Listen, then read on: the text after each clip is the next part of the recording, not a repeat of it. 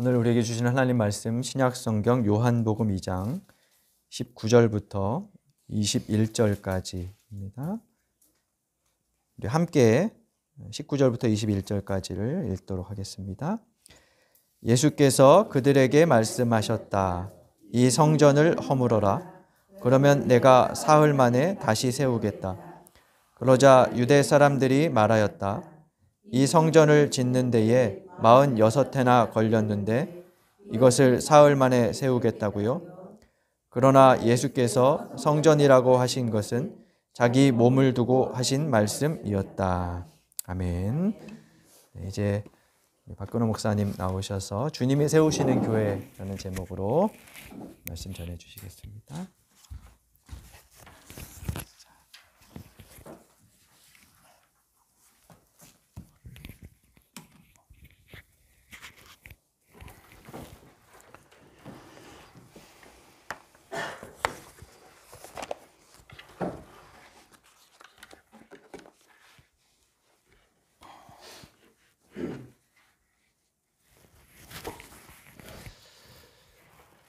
구미 일상의 교회 창립 3주년 주일 설교를 준비하는 중에 이런 궁금증이 생겼어요.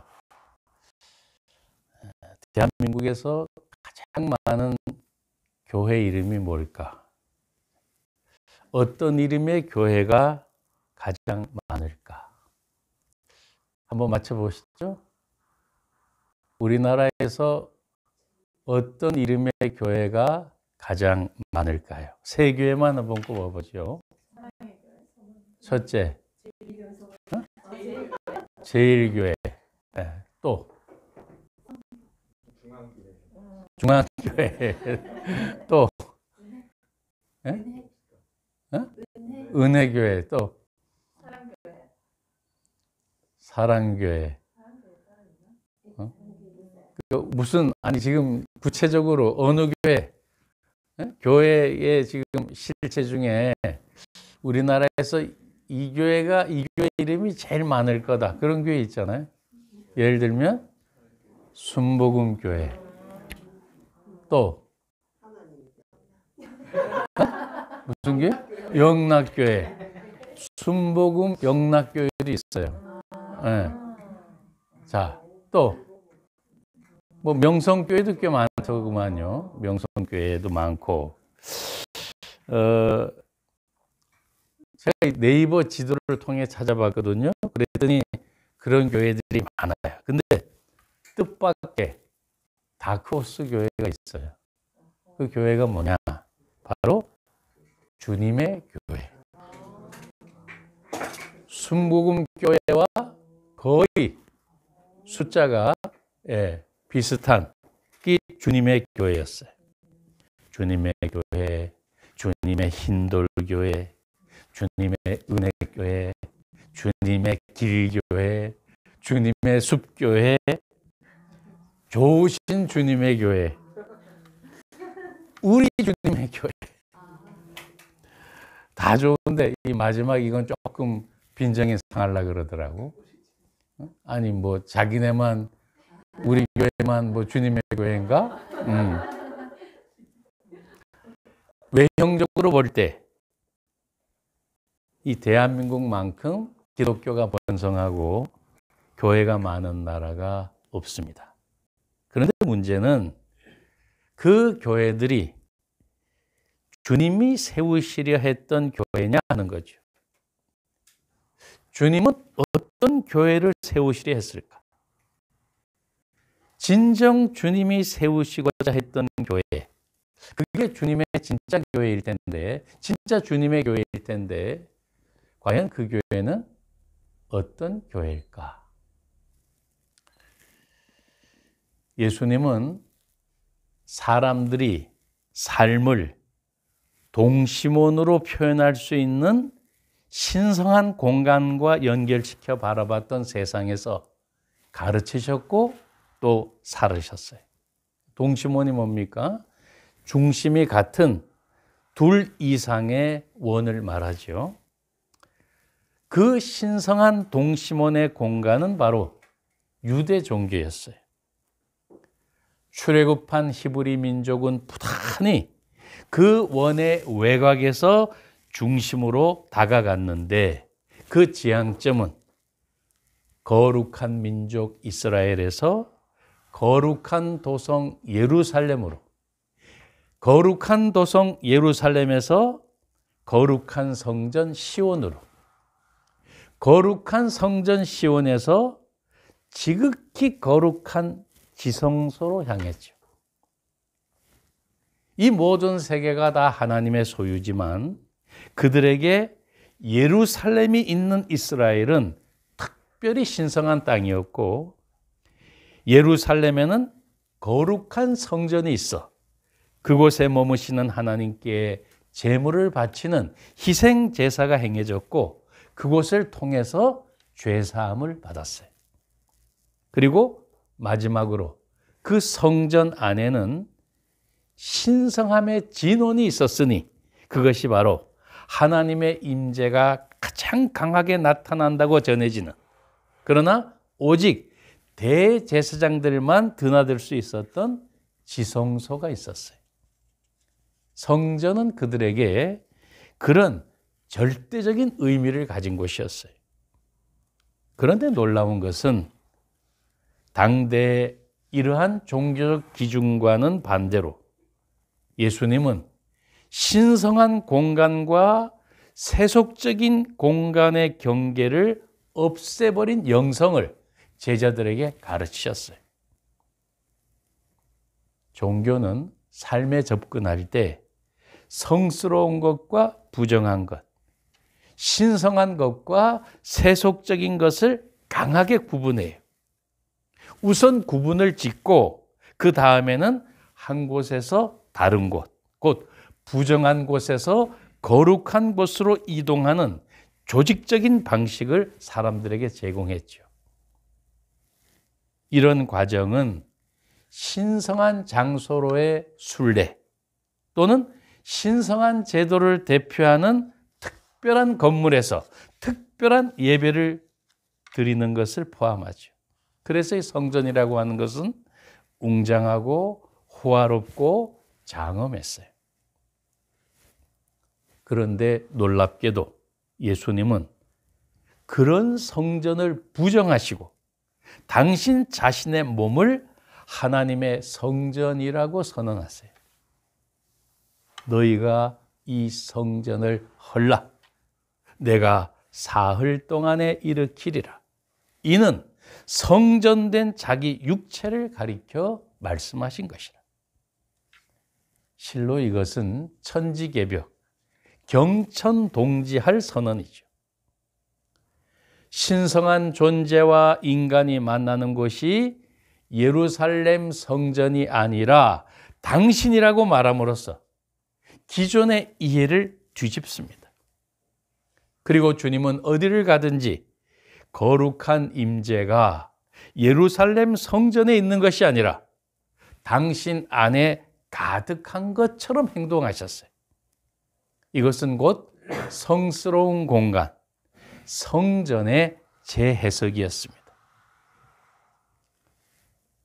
주님은 사람들에게 하나님의 죄 사함을 줌으로써 종교 지도자들을 분개시켰습니다. 이스라엘 종교는 하나님의 죄 사함은 특정한 방법, 곧 예루살렘 성전에 있는 희생 제사 제도를 통해 받는다고 가르쳤죠. 누구든 염소나 비둘기를 편의를 위해 성전들에 마련한 노점상에게서 사서 제사를 위해서 제사장에게 넘겨주면 의식을 행할 수 있는 성전의 제사장만이 하나님을 대신해서 사람들의 죄 사함을 준다는 그런 것이었죠.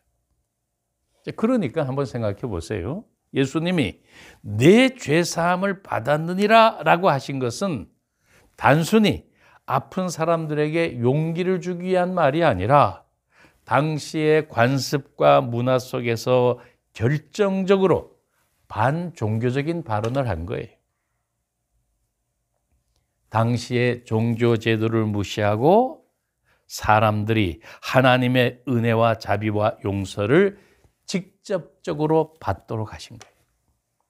그러니 종교 지도자들은 주님의 그런 행동에 분개했던 거죠. 그들이 볼 때 주님의 행동은 무리를 일으키는 것이었고 종교 제도에 대한 조롱과 같았어요. 하나님이 오직 성전을 통해서만 줄 수 있는 것을 예수님은 사람들에게 주었으며 자기 자신을 하나님과 인간이 맺는 관계의 중심으로 설정하셨어요. 하나님은 성전이 아닌 나를 통해서 너의 죄를 사하실 것이라고 선언하시니 어떻게 들으면 더 이상 종교는 필요 없는 것처럼 느껴졌겠죠. 그러니까 예수님은 걸어 다니며 말하는 하나의 반성전 운동가셨어요. 너희가 이 성전을 헐라. 내가 다시 세우리라. 이제 당신이 성전의 모든 역할을 수행하고 종교 제도만이 줄 수 있다고 하는 것, 곧 하나님의 은총을 당신 자신을 통해 주셨어요. 그래서 죄인들을 직접 당신이 용서하시는 것은 창조적인 동시에 파괴적인 행동이었죠. 인간의 영혼을 위해서는 창조적이나 종교 제도에 대해서는 파괴적인 것이었어요. 주님은 이렇게 사람을 일으켜 세우는 동시에 종교를 무너뜨리고 있었어요. 자, 이런 성전과의 대립은 오늘 본문 주님이 희생제사를 주관하는 성전을 직접 방문한 날 절정에 달합니다. 주님은 성전에 대한 축복이 아니라 성전에 대한 분노를 폭발시켜요. 상인들의 좌판을 둘러엎고 속죄 의식에 사용되는 동물들을 다 풀어놓습니다. 제사에 필요한 동물을 살 수 없다면 제사를 어떻게 드릴까요? 또 제사를 드릴 수 없다면 제사장이나 성전이 무슨 필요가 있을까요? 이렇게 주님의 행동은 종교의 근간을 뿌리째 흔드는 것이었어요. 이런 주님의 언행은 사람들에게 속죄의 총체적 개념과 그것이 자신의 삶에 어떻게 적용되는지에 관해 다시 생각해 보게 하는 상징적 깨침이었죠. 하나님은 죄사함을 위해 동물의 희생을 필요로 하지 않는다. 순종이 있고 제사가 없는 것이 불순종이 있고 제사가 있는 것보다 낫다. 주님이 성전 제도에 대해 이렇게 직접적으로 공격하기 시작할 때 자기 시대의 성전 제도를 책망했던 한 히브리 예언자의 말을 인용해서 당신의 행동을 설명하시죠. 수백 년 전 예레미야는 이스라엘의 종교 제도에 대한 도전으로 성전 안에 들어가서 이렇게 외쳤다는 거죠. 여호와께 예배하러 이 문으로 들어가는 유다 사람들아, 여호와의 말씀을 들으라. 만군의 여호와 이스라엘의 하나님께서 이와 같이 말씀하시되 너희 길과 행위를 바르게 하라. 그리하면 내가 너희로 이곳에 살게 하리라. 너희는 이것이 여호와의 성전이라 여호와의 성전이라 여호와의 성전이라 하는 거짓말을 믿지 말라. 너희가 만일 길과 행위를 참으로 바르게 하여 이웃들 사이에 정의를 행하며 이방인과 고아와 과부를 압제하지 아니하며 무죄한 자의 피를 이곳에서 흘리지 아니하며 다른 신들 뒤를 따라 화를 자초하지 아니하면 내가 너희를 이곳에 살게 하리니 곧 너희 조상에게 영원 무궁토록 준 땅이니라. 보라, 너희가 무익한 거짓말을 의존하는도다. 너희가 도둑질하며 살인하며 간음하며 거짓맹세하며 바알에게 분향하며 너희가 알지 못하는 다른 신들을 따르면서 내 이름으로 일컬음을 받는 이 집에 들어와서 내 앞에 서서 말하기를 우리가 구원을 얻었나이다 하느냐. 이는 이 모든 가증한 일을 행하려 함이로다. 내 이름으로 일컬음을 받는 이 집이 너희 눈에는 도둑의 소굴로 보이느냐. 보라, 나곧 내가 그것을 보았노라. 눈물의 선지자 예레미야 7장의 통렬한 책망이죠. 도둑의 소굴, 강도의 굴열, 이것이 당시 성전에 대한 주님의 표현이었죠. 주님은 무슨 뜻으로 이렇게 외치면서 분노하셨을까요? 도둑의 소굴은 도둑들이 사람들을 강탈하는 장소만이 아니라 몸을 숨기기 위해 모이는 곳이었어요. 오늘날도 그런 면이 없지 않은데 이스라엘의 종교 제도는 죄책감을 느끼는 자들의 영적 은신처로 사용되기도 했어요. 사람들은 삶의 방식을 바꾸기보다 약간의 종교적 요소를 가미함으로써 삶의 균형을 유지하려고 했죠. 이기적인 사람들이 내면의 변화를 경험하거나 사랑의 삶에 헌신하기보다 마피아 두목이 죄악을 저지르기 전 미사에 참석하거나 고해실에 가는 것처럼 익숙한 의식 속에서 쉽게 편안함을 느끼는 경향이 없지 않은데 주님은 옛 예언자들이 그랬던 것처럼 당시의 성전 제도에 도전하시죠. 그러나 주님은 구약의 예언자들과 달리 자신을 반환점, 리턴 포인트, 그리고 변화의 문을 여는 돌적위로 표현하세요. 건축자들의 버린 돌이 모퉁이 돌이 되었다. 그래서 예수님은 제자들에게 성전이라고 불리는 특별한 건물이 아니라 그들의 관계 속에서 당신의 임재를 기대하라고 하세요. 두세 사람이 내 이름으로 모인 곳에 내가 그들과 함께 하겠다. 이게 교회입니다. 그리고 만약 당신과 가까워지고 싶다면 당신이 사랑하는 사람들과 가까워져라. 가난한 자, 병든 자, 약한 자, 작은 자, 소외된 자. 주님은 특별한 건물이나 장소가 아니라 사랑을 주고받는 사람들 사이의 관계에서 하나님의 임재가 가장 잘 경험된다며 그게 바로 교회라고 하는 거예요. 처음에 제자들은 이 새로운 사고를 이해하기가 어려웠어요.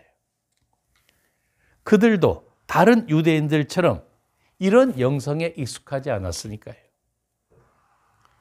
주님이 베드로와 야고보와 요한 세 제자를 데리고 변화산에 올랐을 때 눈부시게 변화된 주님을 보고 그때 본 것에 대해 베드로가 어떤 반응을 나타내나요? 주님, 우리가 여기 있는 것이 좋사오니 초막 셋을 짓되 하나는 주를 위해서, 하나는 모세를 위해서, 하나는 엘리야를 위해서 하사이다. 이게 무슨 말이에요? 너무 기분이 좋아서 모세 기념교회, 엘리야 기념교회, 예수 기념교회를 거기다 짓자는 거 아니에요? 베드로는 무슨 말을 해야 할지 몰라서 전형적인 베드로 방식대로 그의 머릿속에 떠오르는 대로 외친 거예요. 베드로가 즉흥적으로 엉겹결에 분출한 이 말은 그의 종교적 저변을 드러내며 일반적인 종교적 사고방식을 보여줘요. 베드로의 생각은 이런 거죠. 영적인 경험은 건물을 필요로 한다는 거예요. 그러니까 거기다 성소를 세워야 한다는 거예요. 그러면 영원히 머무를 것이 생기고 사람들은 여러 세대에 걸쳐서 이 거룩한 곳을 향해 순례할 수 있을 것이라는 거예요. 여기저기 동상을 세우는 것도 이런 종교심의 발로예요. 그런데 하나님은 그에게 뭐라 그러십니까? 너희는 내 사랑하는 아들의 말, 내가 기뻐하는 그의 말을 들으라. 무엇을? 누구의 말? 하나님은 거룩한 건물이나 특별한 계급을 가진 종교 지도자의 입을 통해 말하지 않아요. 지난달 각 교단마다 총회가 한창이었는데 하나님은 이 시대와 교회에 저들을 통해서 말씀하신다고 생각하세요? 하나님은 구름 속에 호련히 나타나 말씀하심으로써 건물이나 장소에 묶이는 것을 거부하시고 대신 내가 사랑하고 내가 기뻐하는 내 아들 예수의 말을 들으라. 그가 더 좋은 방법을 너희에게 알려줄 것이라고 엄중히 말씀하세요. 주님은 그것이 초막이든 대성당이든 성전을 다른 건물로 대체하기 위해 오신 게 아니에요. 주님은 마음의 종교, 영의 종교, 중심의 종교, 내가 네 아내, 네가 내 아내를 가르치기 위해 우리가 하나님을 만나는 장소로 오직 당신 자신을 성전으로 대체하러 오신 거예요. 그래서 초기에 주님을 따랐던 사람들은 주님의 가르침으로부터 단서를 얻어 마침내 하나님과 만나기 위해 거룩한 건물이나 특별한 장소가 따로 필요 없다는 것을 깨달았어요. 그건 부차적인 거예요. 2차적인 거예요. 그리고 그들은 스스로를 산돌, 리빙스톤, 살아있는 돌로 여겼죠. 그 돌은 다른 돌들과 함께 하나님의 사람들로 구성된 새로운 유기적인 성전이 되었죠. 그들은 이 관계 중심의 성전, 공동체로서의 성소에 하나님의 영이 산다고 믿었어요. 너희가 하나님의 성전인 것과 하나님의 성령이 너희 안에 거하시는 것을 알지 못하느냐? 너희는 그의 안에서 건물마다 서로 연결하여 주 안에서 성전이 되어가고 너희도 성령 안에서 하나님이 거하실 처소가 되기 위하여 그리스도 예수 안에서 함께 지어져 가느니라. 그러므로 그들 전체의 삶은 하나님과 이웃에게 희생적인 사랑을 베푸는 제단이었어요. 그러므로 형제들아, 내가 하나님의 모든 자비하심으로 너희를 권하노니 너희 몸을 하나님이 기뻐하시는 거룩한 산 제사, 산 제물로 드리라. 이는 너희가 드릴 영적 예배니라. 예수로 인하여 삶의 모든 것이 거룩하고 모든 관계가 성스럽다는 것을 이해하게 된 거죠. 참으로 이런 마음가짐으로 하나님을 만난다면 이보다 더 거룩한 장소는 없을 거예요. 이게 바로 이것이 주님의 교회예요.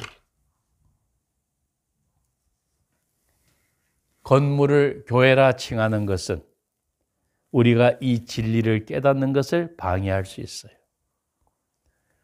무심코 우리가 모이는 건물을 교회라고 부르고 예배를 드리는 공간을 하나님이 거하시는 거룩한 장소라는 뜻의 성소라고 부르고 그 성소 전방에 놓여 있는 탁자를 구약의 희생제사 의식의 장소를 뜻하는 제단이라고 부르는데 그리스도인에게 필요한 유일한 제사 장소, 유일한 제단은 산제사, 일상 속에서의 예배. 죽은 동물의 시신을 드리는 제사가 아니라 살아있는 나를 드리는 제사예요. 그것은 우리의 계획, 선택, 바람을 모두 하나님께 드리는 곳으로 우리 삶에 있어서 날마다 결단을 내리는 제단이죠. 이것이 바로 초기 기독교 운동이 그들의 모임을 특별한 장소에서, 특별한 건물에서 가질 필요성을 갖지 못한 이유였어요. 사도행전과 서신에 보면 처음에 기독교인들은 주로 브리스가와 아굴라, 눈바, 그들의 가정집에 모였고 이따금씩 큰 모임을 할 때 마을 회관을 빌리기도 했어요. 그러니 하나님의 은혜를 전하는 곳으로서 교회라 불리는 특별히 신성한 건물을 세운다는 것은 초기 기독교인들에게는 낯선 생각이었을 거예요. 오히려 초대교회에 믿는 자들은 서로를 하나님을 대표하는 성직자로 여겨서 베드로는 사람에게는 버림바가 되었으나 하나님께서는 택하심을 입은 보배로운 산돌이신 예수께 나아가 너희도 산돌같이 신령한 집으로 세워지고 예수 그리스도로 말미암아 하나님이 기쁘게 받으실 신령한 제사를 드릴 거룩한 제사장이 될지니라 선포하죠. 베드로조차 몇몇 사람들에 의해서 제도화된 교회에서 권위를 갖는 최초의 지도자로 여겨졌지만 자신을 교회의 다른 지도자들과 같이 단순히 동료 연장자로 베드로전서 5장 1절에서 호칭합니다. 그게 바로 장로, 그리고 장로의 본분, 양무리의 본이 되는 사람. 이렇듯이 교회는 사람들의 모임, 집회를 뜻하지 특별한 건물이나 계급성이 강한 제도를 뜻하지 않아요. 구미 일상의 교회는 정기적으로 참여하여 관계를 형성하는 그리스도를 따르는 사람들의 집단을 말하지 우리가 잠시 만나는 이 건물 자체가 아니기에 좁다, 볼품없다, 기죽을 일이 없어요. 교회는 뭐냐? 바로 우리 자신들이에요.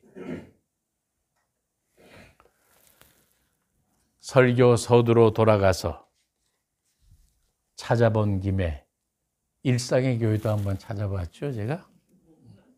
몇 교회가 있을까요? 찾아보니까 대구에 하나, 충주에 하나, 2교회, 그리고 구미 일상의 교회가 있었어요. 구미 일상의 교회가 창립 3주년을 맞습니다. 세계에서 하나밖에 없는 유일한 교회입니다. 눈에 보이는 것들은 미미할 수 있지만 그게 중요한 건 아니죠. 크고 웅장하고 화려한 건물을 가진 픽스된 교회가 하나님께 더 큰 영광을 돌렸는지, 작고 좁고 소박한 건물을 전전하는 구미 일상의 노마드 교회가 하나님께 더 큰 영광을 돌렸는지는 그 누구도 몰라요. 중요한 것은 우리 모두가 하나님이 거하시는 성전이 되는 특권과 의무를 가지고 있다는 것과 그리스도 안에서 함께 지어져 교회를 이루어 가야 할 산돌이라는 것이죠. 지난 3년 동안 용 목사님과 사모님과 가족들 그리고 교우 여러분 수고 많으셨습니다. 주님이 보시기에 아름다운 교회, 주님이 보시기에 멋진 성전은 돌로 짓는 게 아닙니다. 우리의 능력과 지혜와 열정으로 짓는 것도 아니죠. 오히려 우리가 부단히 주님 앞에서 자신을 성찰하고 자신을 허물 때 주님은 아름다운 교회를 지으실 것입니다. 그리고 주님을 모퉁이돌 삼고 우리가 서로 이어져 갈 때 주님은 멋진 교회를 세워 가실 거예요. 이현주 목사왈 자기 교주를 엿먹이는 데가 종교라고 했는데 주님께 엿이 아니라 영을 들여 주님 보시기에 아름답고 멋진 교회를 이루어가는 우리 구미일상의 교회가 되기를 주님의 이름으로 축원합니다. 기도하십시다.